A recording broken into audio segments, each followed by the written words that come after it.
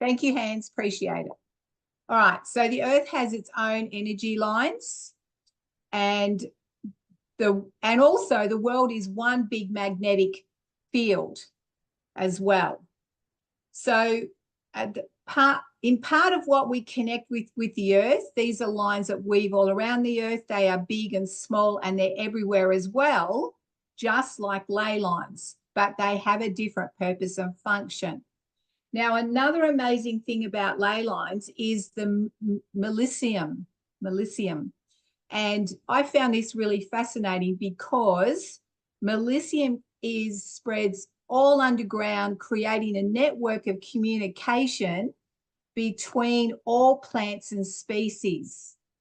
And I want to explain this because I feel this is really important.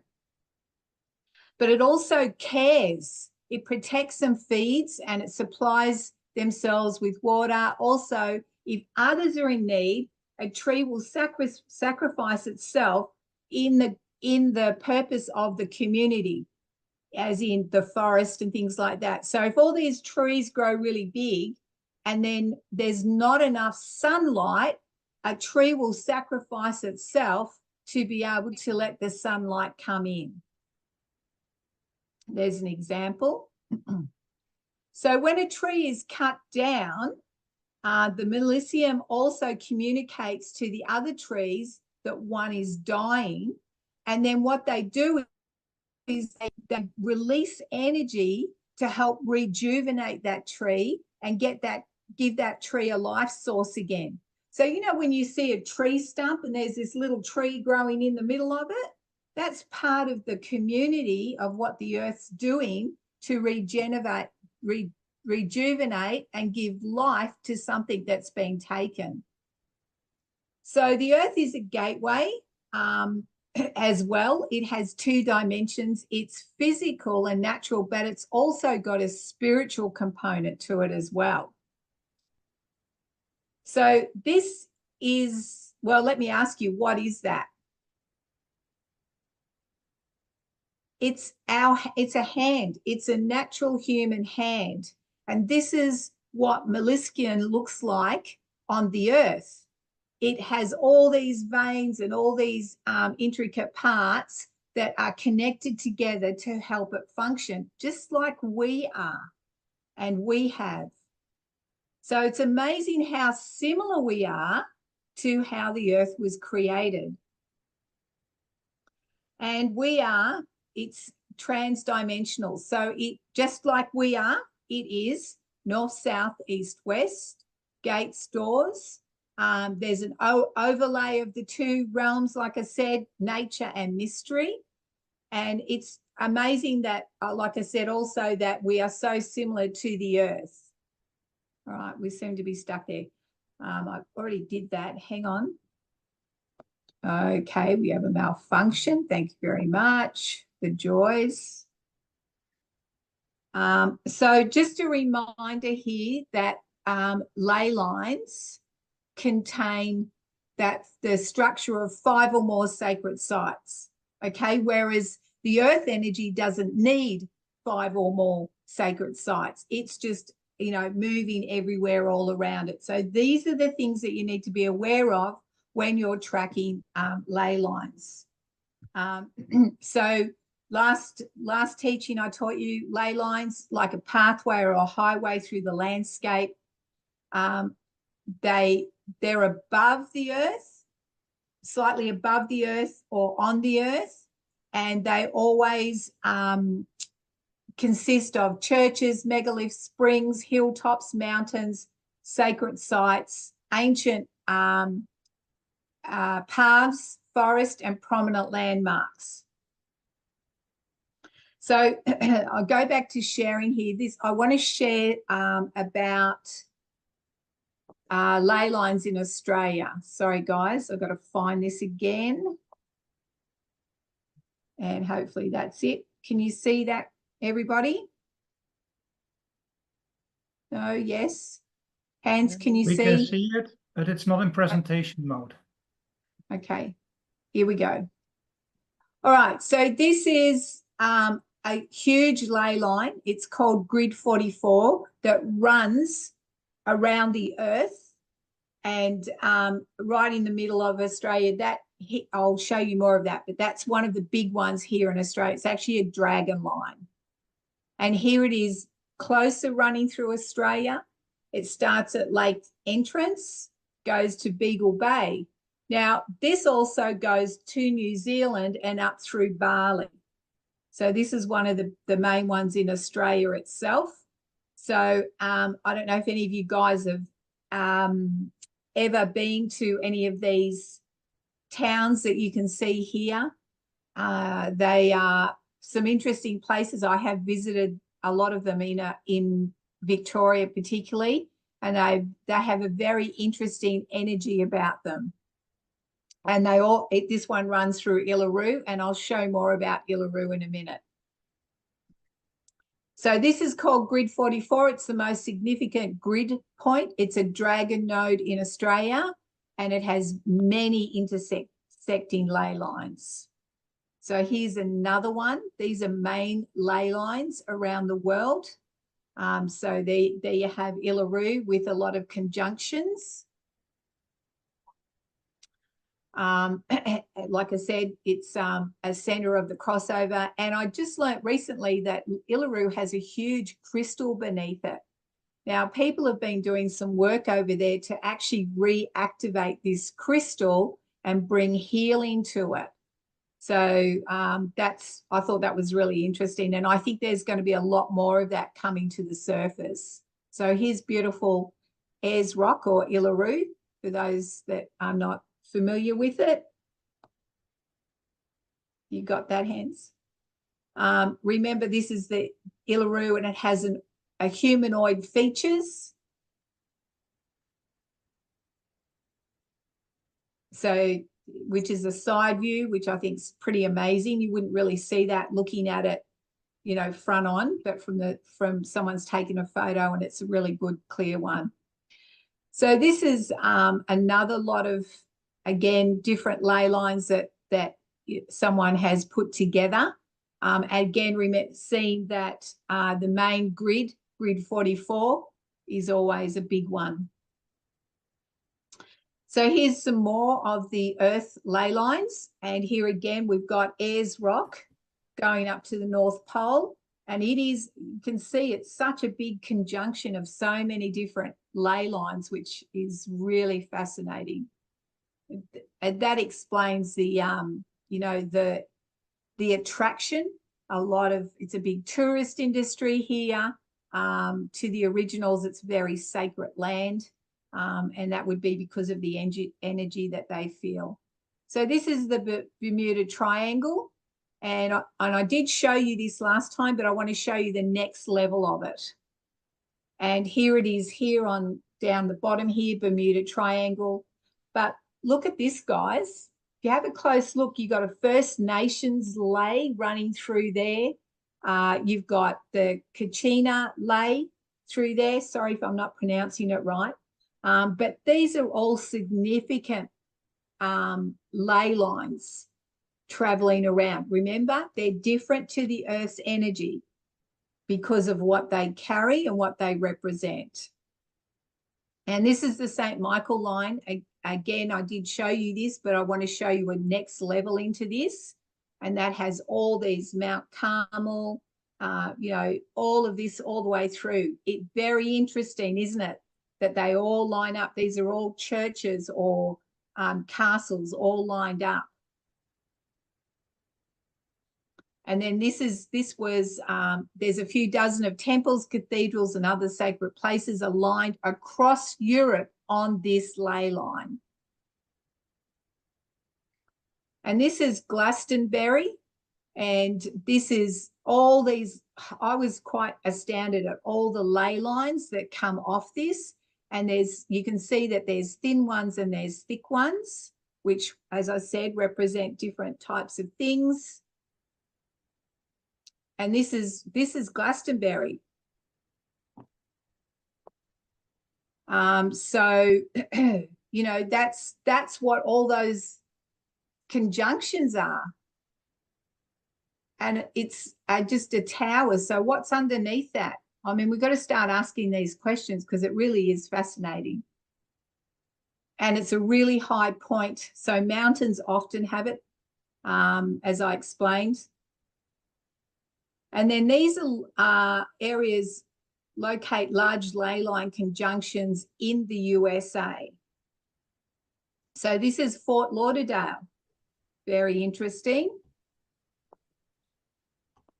And then we've got Houston is another one. And then we've got another one near San Diego, or just beneath that. That's another really big one as well. And then we've got medieval ley tunnels. So there is proof of ley tunnels physically linked between castles and churches, different buildings. We've heard a lot about tunnels over the last couple of years. That's been a big conversation, and there's so much proof that they exist, and things that are under the ground that we're not even aware of. So this is the Sydney Opera House. This is the infrastructure that's underneath the Opera House. And I've shown this because people don't actually fathom that they can do this. And this is exactly what they do. I've actually been down in this area when they were building the Opera House. They opened it up to the public to come and see some of their infrastructure. It's concrete everywhere. It's just concrete after concrete. It's pretty bland, pretty stark, because it's just all grey concrete everywhere. But that's all underneath the Opera House. Makes you wonder, doesn't it? So ley lines indicate marker or signs. We talked about some of those, and I want to show you a few of the stone and rock. Now, why is stone so prevalent in the Freemasonries or buildings back in those days? Everything was stone. And it's because stone is a really good memory holder.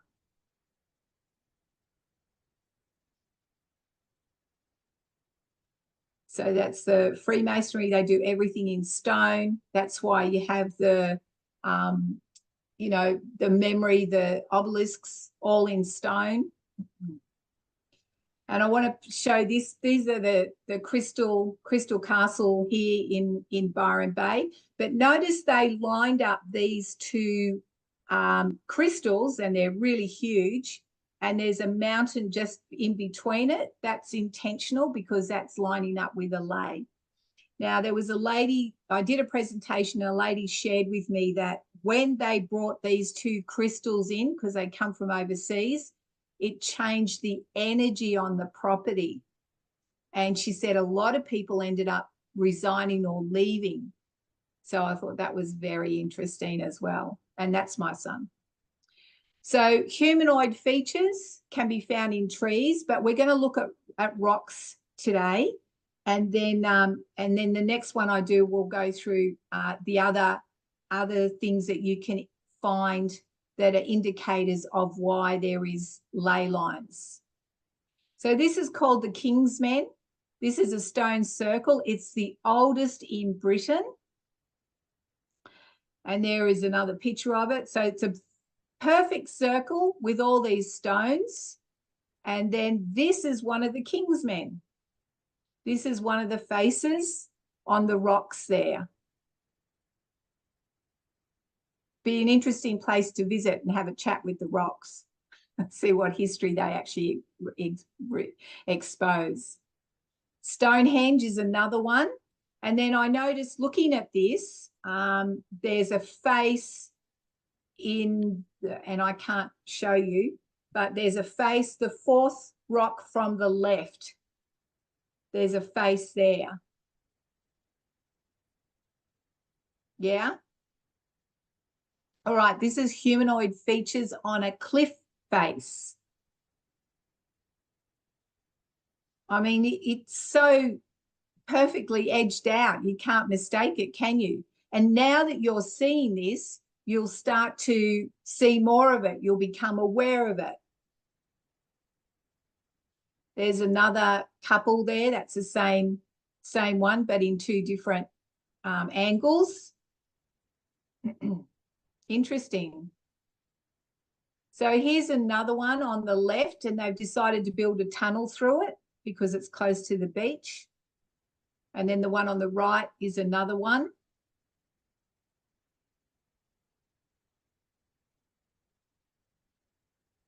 Imagine that looking at you. So yeah, so they're very distinctive, and there's a lot of information out there about them, and a lot of them line up with some of the really historical, you know, places, or particularly the Stonehenges, you know, cliff faces, and even places that I mean, look at Easter Island. They're all humanoid faces. And they're starting to now discover that it's not, those faces aren't just above the water above land by so much. They're actually huge figures that go under the ground. So a geomancer is one that locates ley lines. They often use dowsing rods, which is when the earth and the energy within us connect. So basically the rods cross over. And that'll tell you, they use it to find water as well, because water has an energy. And also empaths. So another name for a super sensitive person is one that is an empath. We're a bit more familiar with that than a geomancer. And they tend to feel and pick up, you know, different energies, but also spiritual frequencies, or if there's you know, what's going on around them. They can pick up what other people are feeling. So part of the journey of an empath is that, you know, you need to learn how to discern what you and what you're picking up from someone else. And if you've got a child that, or you've got children that are really are very emphatic, and they're really sensitive, often those children will display misbehavior, and they get punished for something that they're not actually aware of what they're doing, because they're picking up different frequencies and energies. And a lot of people, you know, are not aware. A lot of parents aren't aware, and a lot of people aren't aware what's happening to these children, and they get diagnosed as, you know, ADHD or all these different things, and then they're medicated, and it's actually not what's happening for them. They're just kids that are very sensitive and very discerning and in tune to the spiritual and to energies. And, you know, it'd be great to start teaching young people or parents how to discern it and work with them. I have a lady here that her son is an empath, and I've had some really good conversations and been able to help her understand her son and how to navigate some of his behavior, so that he can then, you know, grow in understanding what's happening. So awareness is growing on the earth, you know, and part of this is what's exciting.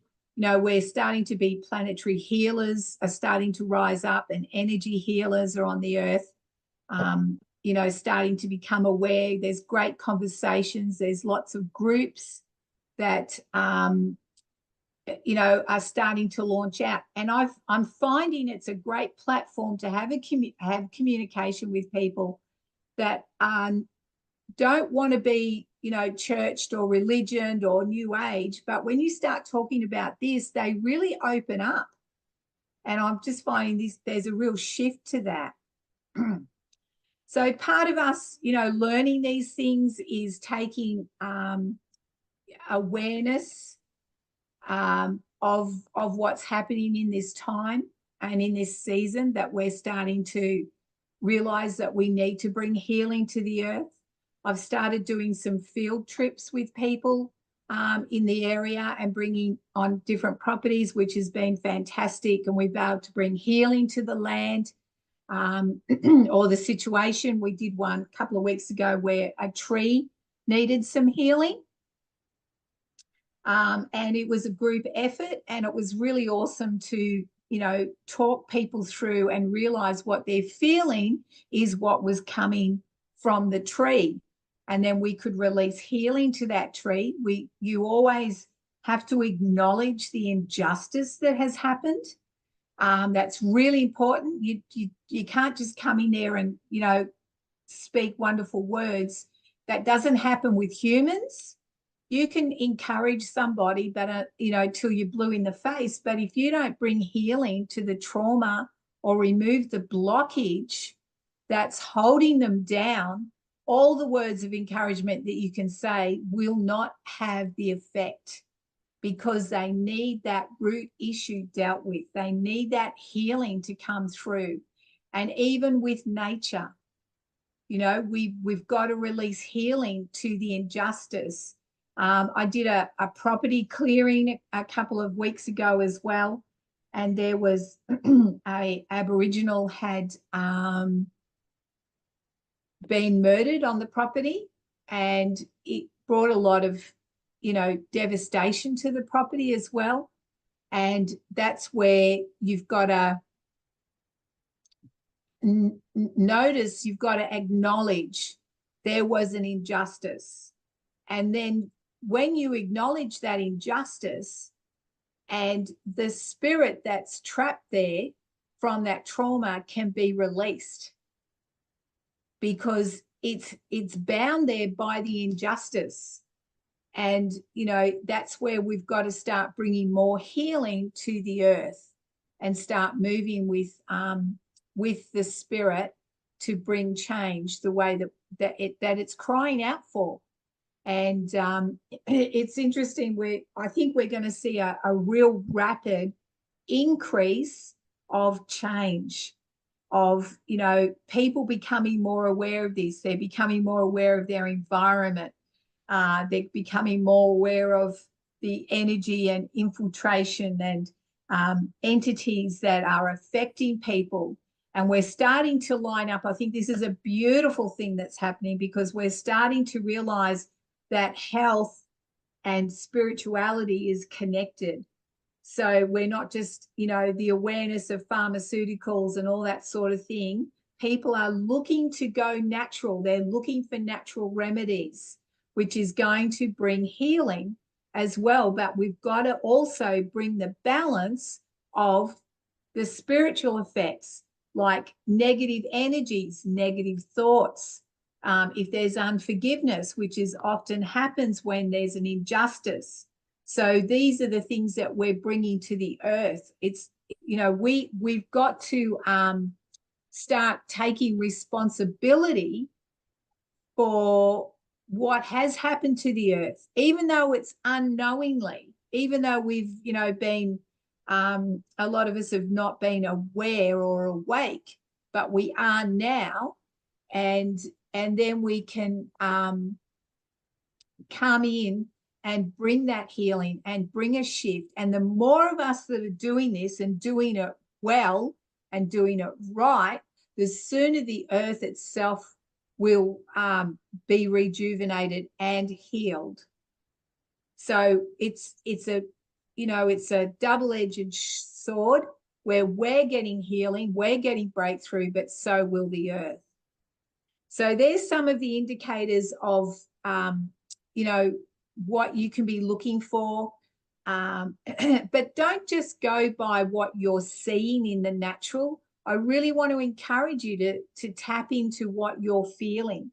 And this is where the field trips was really great, because we had, nearly 25 people, and everyone brought something different, but it all came together. They all had different pieces of the puzzle that came together.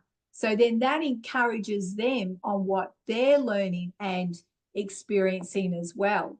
And that's really exciting. So the awareness is absolutely growing, but which is exciting. And I think we're in for some amazing time ahead of us. But like I said, we can't just sit back and think, okay, this person's now in government in America, so he's going to fix everything. It's not about one person. It's about all of us working together in community and coming into that, the whole, new phase of where we're going. The earth has not witnessed anything like this before, nor has mankind. And I found it really interesting that that in the papers, they talked about Donald Trump and stating that, this is the golden era. So that is in line with a lot of insightful people that have forecast that even 10 years ago. So that was a really key word that was expressed. And it was something that I was shown 6 years ago as well. So I was like, isn't that interesting that they've put that in the paper? And it's going to be an exciting time ahead of us, guys. It really is. All right, I'm going to open it up for some questions because that's pretty well it for the, hang on, I've lost you. Beautiful. Okay, don't do that. Let's do that, close that. Hopefully I don't lose you. Oh, wow, technology.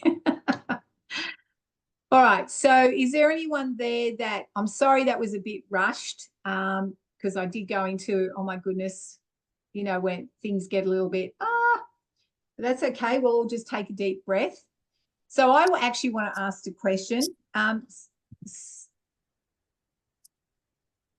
We just need to mute. Someone's not muted. Here we go.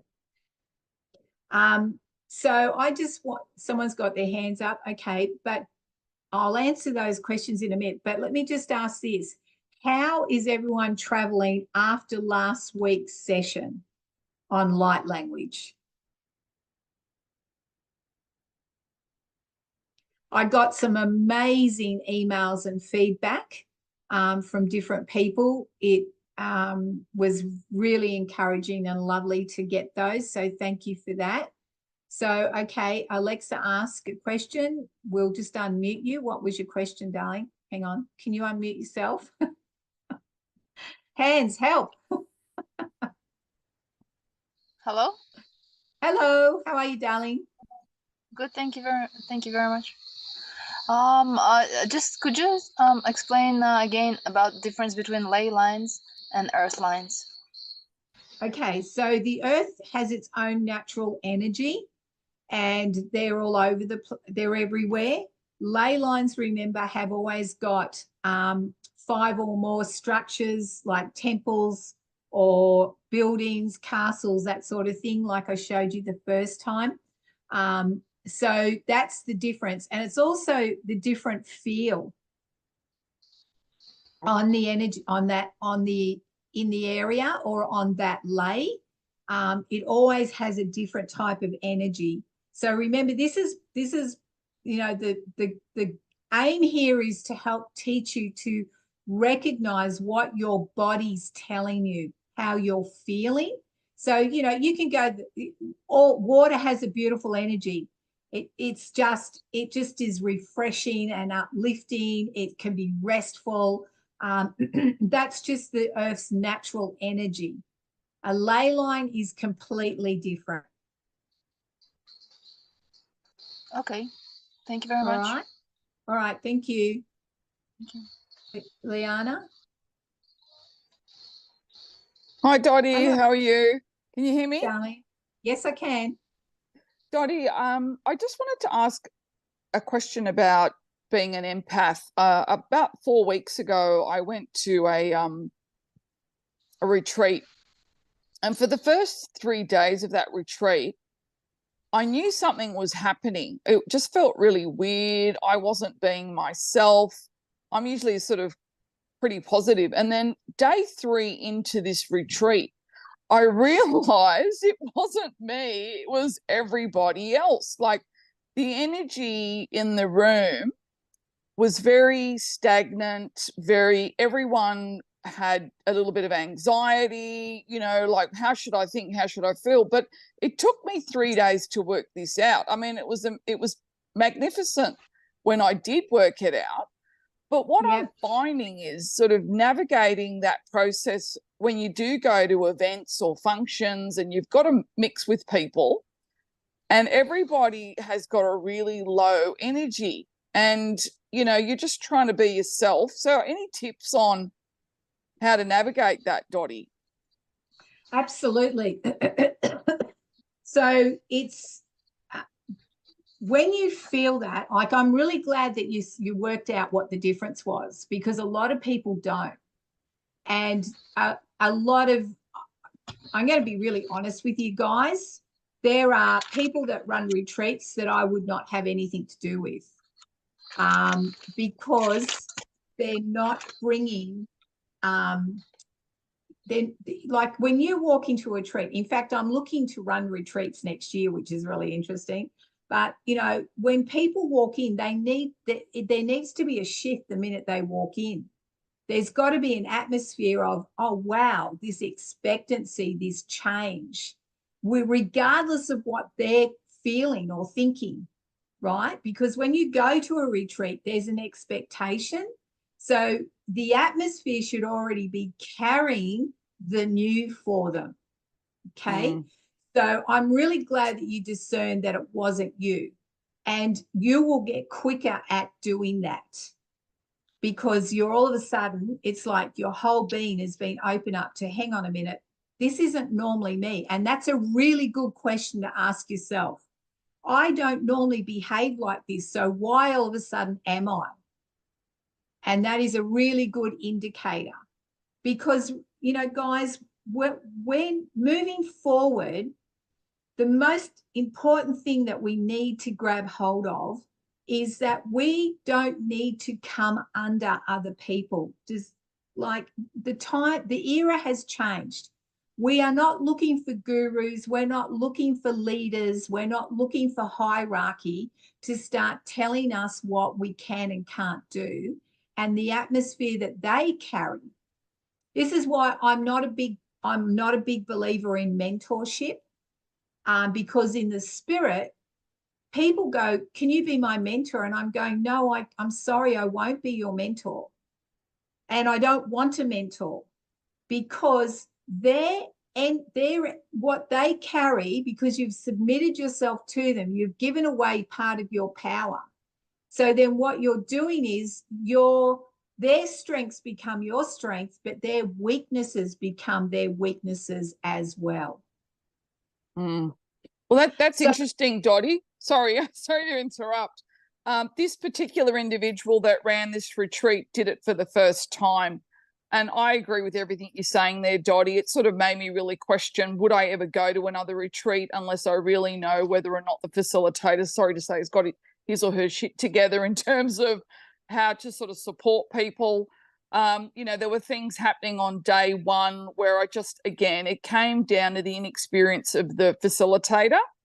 You know, this is the thing. You might be really good at your modality, you know, be it yoga, be it breath work, but then everybody thinks suddenly they can become an expert at everything. And I just sort of think you've got to be very discerning around that and sort of, as you said, Dottie, become your own guru, you know, like we've all got the power within us. Let's become our own guru. We don't need to look outside of ourselves for that unless we're sort of learning how to do something for the first time. Yeah. You know, like training to do something.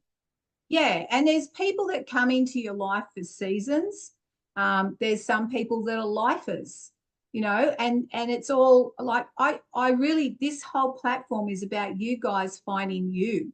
It's not, you know, oh, we're going to follow Dottie, because I don't want that. That's been my whole life's journey. I don't want people to, unless Dottie says it's not right. You guys are powerful people.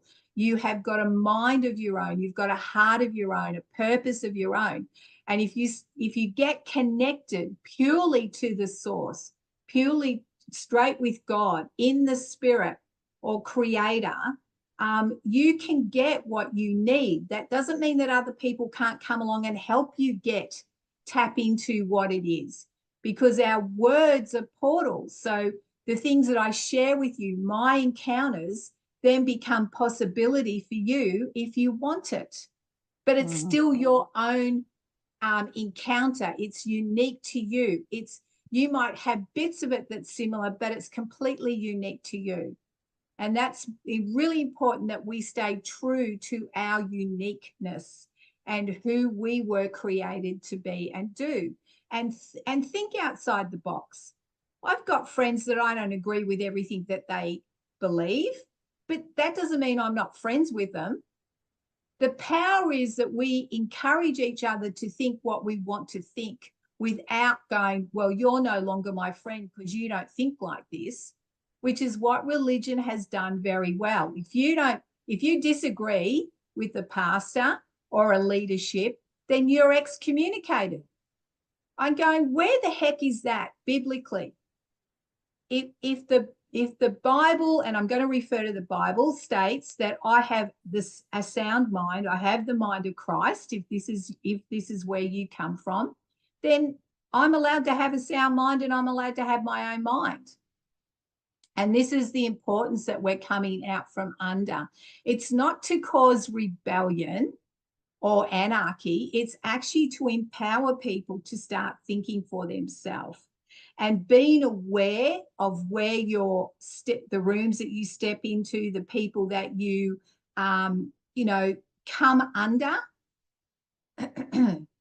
So, and I mean, this is where some of the words, we need to look at words on what we're actually doing is, the words that we're using. I feel there's a big shift in coming into the words that we connect with, because they're words that are ones that bring you bound instead of releasing you. And so that's part of the shift. So that's great that you realize that. So how many days was the retreat? Dottie, it went for 7 days. And I tell you, it was a challenge, because I think most people didn't even open up until day 7. So you can just imagine what I had to endure for 7 days, thinking, hey guys, when are you people going to wake up? Because the energy was just so low. And it was a fascinating and very interesting experience for me personally. Yeah. In terms of navigating other people's energy and how to work with that and stay positive within your own container. Yeah. And that's a good learning too, because you're taking back your power every time you kind of reject. So some of the things that I do, and this is a good thing to do even when you're dealing with ley lines, guys, or portals. You can protect yourself. You can put a covering over yourself. But also if you feel anything, and this is why the golden rule is always ask questions.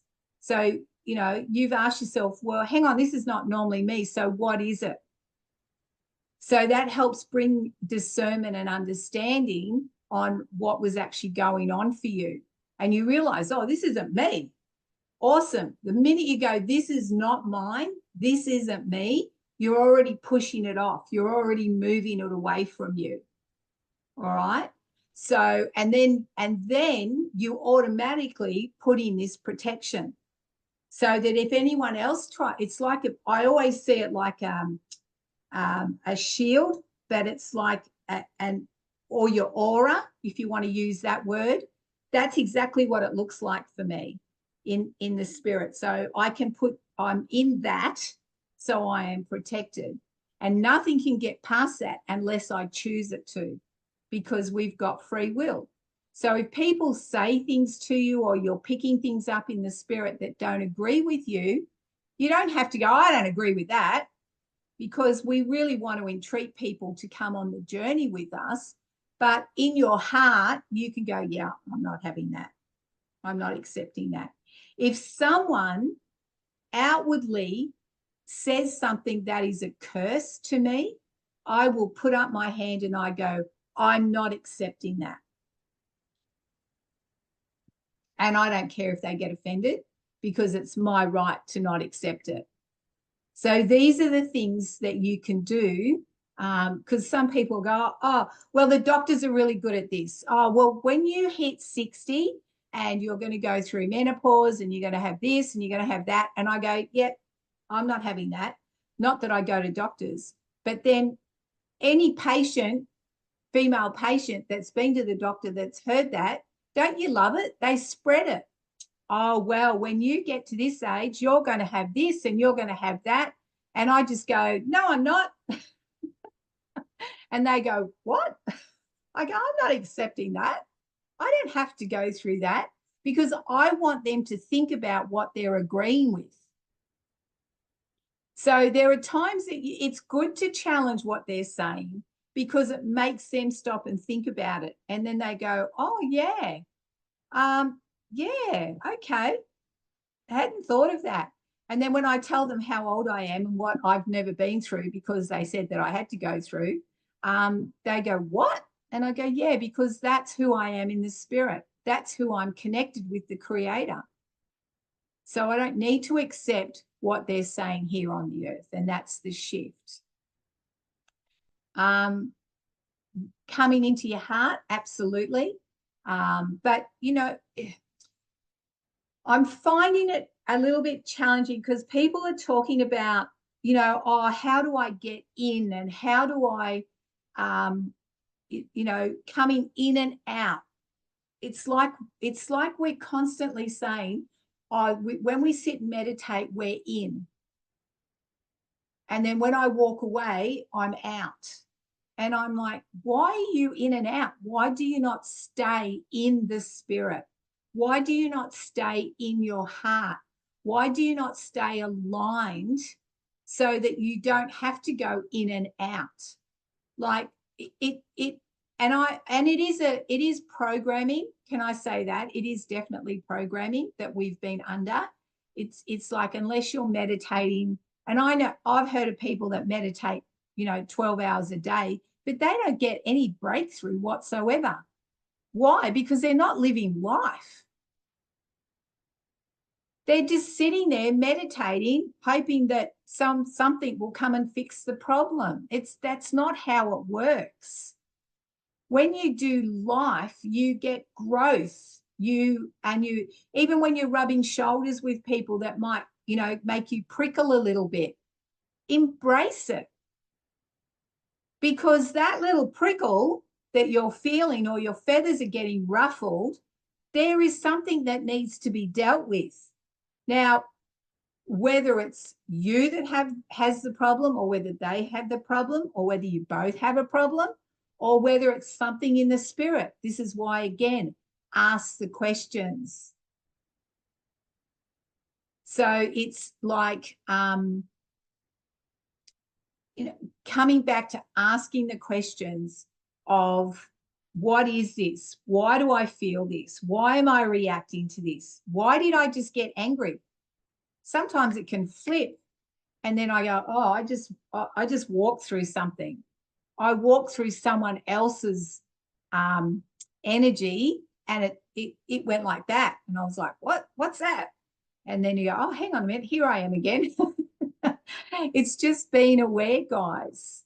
Okay. But you know, we're in this incredible time to know who we are.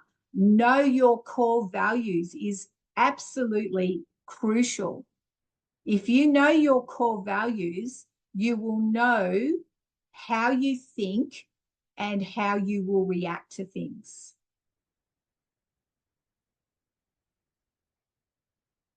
So, all right, that's it for today, guys. And I'll do a subject about core values. I'll take you on a little journey on how to discern. I've got some little, you know, little, not tricks, but ways for you to really dig deep to find your core values, and things that make you, like, when injustice rises up, you know, that's not right. Okay, what is that? Why does that come up in you? These are really good questions to ask yourself. But I've got, you know, some words that you can tap into as well, so that you're starting to realize what makes you tick. The more you understand how you tick, the more you understand how and why you behave, and how and why you do the things that you do or don't do. And it'll also reveal why sometimes we self-sabotage as well. So these are, you know, we're on this incredible journey of self-exploration, learning about self, learning about the power we are. We're tapping into things on the earth. We're tapping into things in the spiritual, and we are part of all of it. And that's what's so exciting about this time and season that we're in.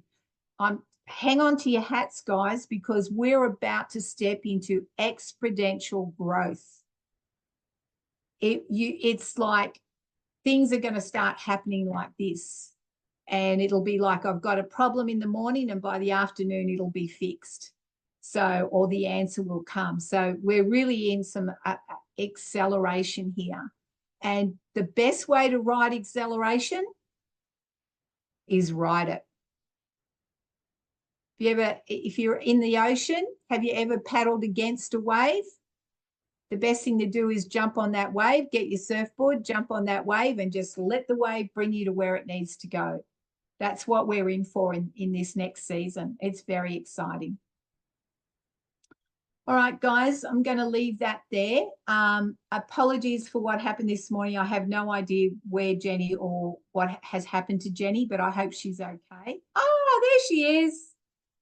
I've been here, and I apologize. My Zoom call says 7 p.m. I thought we were going back to the original time. It was literally an hour earlier now. So like 2 hours earlier. So What? that was very confusing. Yeah, it's on my back end. It says 7 p.m. But this call came on at 5 p.m. And then Hans reached out to me. And then I went and checked because I told him, I said, no, it's 2 hours from now. So I apologize, everyone. But thank you, Hans, for covering. And that's the beauty of this beautiful volunteer team at Empower. Like, we've got people backing us up. So thank you so much, Hans and Lisa. Well, Jenny, it's nice to see you. I've been listening. It was very good. I didn't want to interrupt you because I knew we would have this conversation. So. Oh, good. Well, I'm glad that there's nothing wrong with you, because I was getting a bit worried. And I'm like, I'm going to have to go in the spirit, see what's going on here. All right, guys. So next week, I'm going to share, I'm actually going to talk about the very character of who and what God is for us and towards us, or the creator or source, whatever you want to call it. I just feel it's fundamental in this season that we're stepping into, this acceleration, that if you really grab a hold of that, it will sustain you through anything, everything. It's just absolutely vital to understand, what we're connected to and who's connected with us. And so that's what I'll be talking about next Friday on the fly. So might be a mobile call. All right, guys, thank you again. Apologies for whatever happened, and love you all, and have an absolutely amazing week. And I hope you got something out of that, and be powerful.